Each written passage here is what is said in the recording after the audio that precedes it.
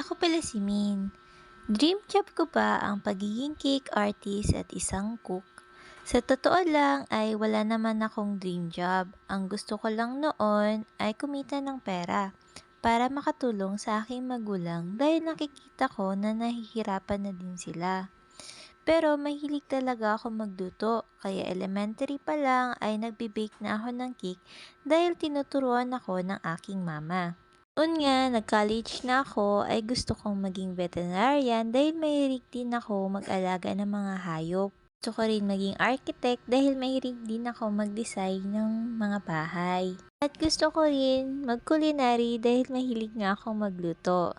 At dahil mahal ko ang aking magulang ay sinunod ko yung gusto nilang pagiging medtech. Dahil pangarap nila akong maging doktor. Which is, nakikita ko naman na gusto talaga nilang maganda ang aking future at maging work sa dadating na panahon. Kaya pinag-usayan ko ang aking college day at nakapagtapos ng kursong ito. At dahil siguro ito talaga ang tinakda ng Panginoon sa akin at ng pagkakataon ay ito ang naging aking kabuhayan, ang pagiging baker at cake artist.